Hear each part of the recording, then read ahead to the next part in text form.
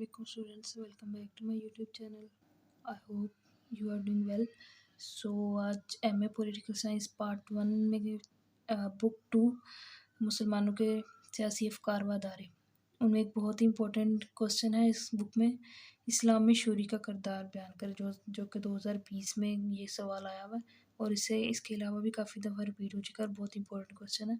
तो शूरी जो है, इससे मुराद एक ऐसी जमात होती है कि जिसके सामने हम अपने मसाइल लेकर जाते हैं, जो मसाइल हमें दरपेश होते हैं, और वह जमात के लोग आपस में मुशावरत करते हैं। मुशावरत करने के बाद वो उस मसाइल का हल हमें बताते हैं। तो इस तरह हमारे मसाइल जो जमात हल करती है उसको शूरी कहा जाता है। इस्लाम के नुक्ता नगाह से शूरी से मुराद है जमाती नौयत के अमूर जिनके बारे में कुरान और सुन्नत में तसरीहात मौजूद नहीं। उम्मत मोहम्मद इनके बारे में आज़ादाना राय के ज़रिए फ़ैसले करें। इस्लाम एक ऐसा अदारा जो दरपेश मसाइल का जायज़ा लेकर कुरान और सुन्नत के मुताबिक उन मसाइल का हल तलाश करें, वो शूरी कहलाता है। इसका मफ़हूम है कि ये मशवरे से निकला है, जिसका मतलब किसी मामले में एक से ज़्यादा अफराद की राय ली जाए। इस्लामी रियासत में किसी मसले में फ़र्द वाहिद को कुली इख्तियार हासिल नहीं है कि किसी एक इंसान ने अगर कह दिया कि इस मसाइल का ये हल है तो हमने उसकी बात नहीं मानी, बल्कि बाजमात होकर चंद लोगों को इकट्ठा करके सबसे मशवरा करने के बाद हम अपने मसाइल का हल निकालेंगे। कुरान की रोशनी इसकी अहमियत ये है कि मशवरे के अमल को इस्लाम में बहुत अहमियत हासिल है। अरशाद बारी ताला है, और इनके मामलात बाहमी मशवरे से इंजाम पाते हैं। कुरान पाक में फरमाया एक जगह और ए नबी इनसे मामलात में मशावरत करो।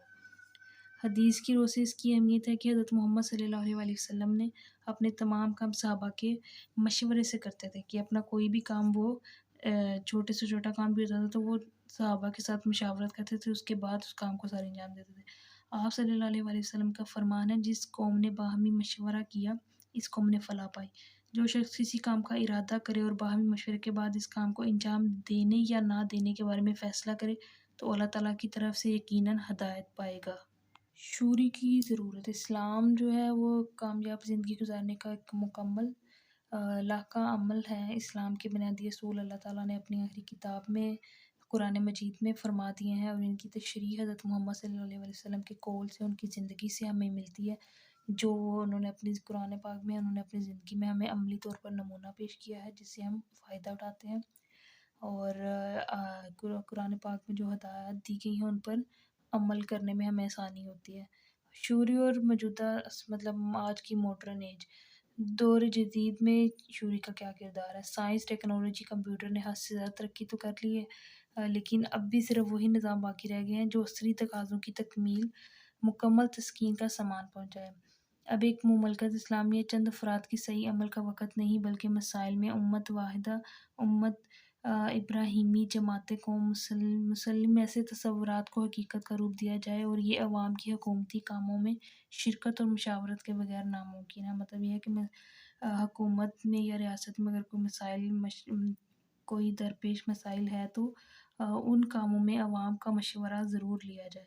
ठीक है। इस्लाम में शूरी का आगाज़ कब हुआ? हुज़ूर अकरम सल्लल्लाहु अलैहि वसल्लम की बासत के साथ ही आपने मशवरा करने को अपना शौर बना लिया।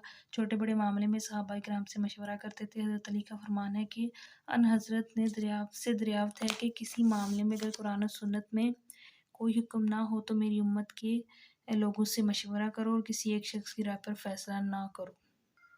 शूरी खुलफाए राशिदीन के दौर में, हज़ूर अकरम सल्लल्लाहु अलैहि वसल्लम के दौर के बाद खुलफाए राशिदीन में भी कुरान मजीद और सुन्नत नबी की रोशनी में शूरी के तरीके पर अमल दरामद किया जाता था। हत्ता यहाँ तक कि खुलफाए राशिदीन का इंतखाब भी मजलिस शूरी से ही हुआ था। हज़रत अबू बकर सिद्दीक़ आपने फरमाया, मैं तुम पर हाकिम तो बना दिया गया हूँ पर तुम में से बेहतर नहीं। मतलब अगर मैं नेकी की राह पर चलूँ तो मेरी फर्माबरदारी करो, अगर बदी की तरफ जाऊँ तो मुझे दुरुस्त करो। हज़रत उम्र फ़ारूक रज़ी अल्लाह ताला अन्हा का फरमान है कि मशवरे के बगैर खिलाफत नहीं। लिहाजा खिलाफत खुलफाए राशिदीन में हज़रत उस्मान, हज़रत अली ने भी बाहमी मशवरे से काम सारे अंजाम दिया करते थे। इसके अलावा बनु आमिर, बनु अब्बास के द्वार में मशवरा भी लिया जाता था। अब है कि शूरी के मकासद क्या है। शूरी का पहला मकसद है राय आमा की तंजीम। शूरी निज़ाम फ़ितरी तकाज़ों से हम आहंग अगर हकीकत में नाफिज हो तो हर फ़र्द को साब ज़ात का एहसास हो। मतलब हर वक्त हर इंसान को इस चीज़ अपनी ज़ात का एहसास हो कि उसकी ज़ात कितनी अहमियत रखती है माशरे में।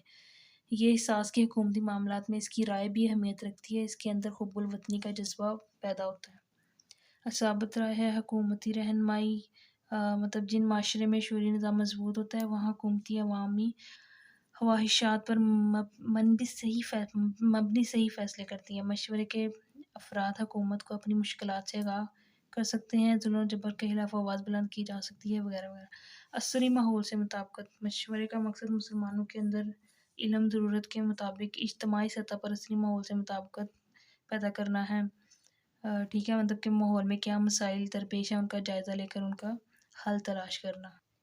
مجلس شوری کیا ہے اور خلفائے راشدین میں کے دور میں اس کی کیا اہمیت تھی، قرآن کی روح سے، سنت حدیث کی روح سے، اس کے بعد اس کے مقاصد بھی ہم نے پڑھ لیا۔ اب ہے اہل شوری کے اوصاف اور شرائط کیا ہے، کہ جس انسان سے جس نے جماعت بنائی ہے، مجلس بنائی ہے، جس انسان سے ہم نے مسائل کو حل کروانا ہے، اس کے بعد اپنے مسائل لے کر جانا ہے، تو وہ انسان کیسا ہو، اس میں کیا اوصاف پائے جاتے ہیں، وہ ہم اس پوائنٹ میں پڑھیں گے کہ مجلس شوری کے اراکین حکومتی ریڑھ کی ہڈی تصور کیے جاتے ہیں۔ ٹھیک ہے، اور ان میں یہ خوبیاں ہونا لازمی ہے کہ مسلمان ہونا لازمی ہے، عاقل و بالغ ہو، اہل شوری کے لیے مرد عورت ہو، دونوں ہو سکتے ہیں لیکن پرہیزگار لازم ہو، ایمانت دار ہو، علمی فضیلت رکھتا ہو، اسلامی ریاست سے تعلق ہو، ذہین ہو، کسی عہدے کا طلبگار نہ ہو، مطلب پیسے وغیرہ کے پیچھے نہ ہو بلکہ صرف ایمانداری سے اپنا کام کرے، مذہب کے بارے میں جانتا ہوں،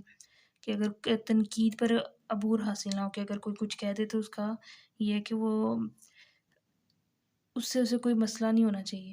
تنقید ظاہر سی بات ہے اس نے مشورہ دینا، اگر مشورہ غلط بھی ہو تو لوگ تنقید تو کرتے ہیں، تو تنقید پر عبور حاصل ہو، ٹھیک ہے، مطلب خود کو کنٹرول کرنا، برداشت کرنے کی صلاحیت ہو اس میں، اور مشاورت کا طریقہ بھی دیا ہوا ہے کہ کس طریقے سے آپ نے مشورہ دینا ہے، جو شخص آپ کے پاس مسائل لے کر آتا ہے۔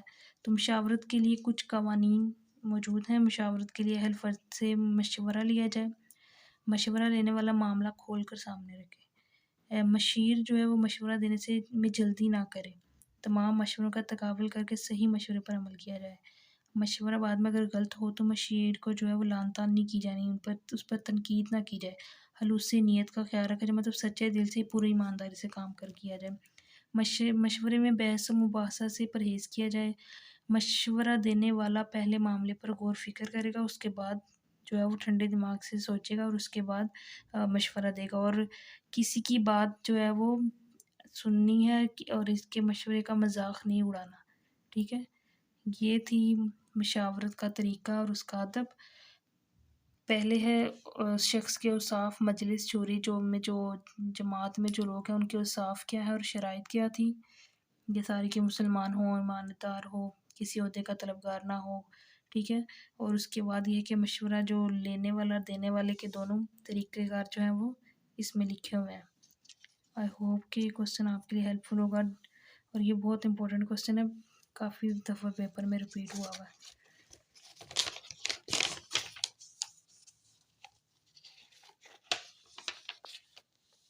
پلیز لائک کمنٹ کر کے ضرور بتائیے گا کیا ہے کہ اس میں آپ کو کیا ٹاپک جو ہے کیا چیز اچھے سے سمجھ آئی ہے۔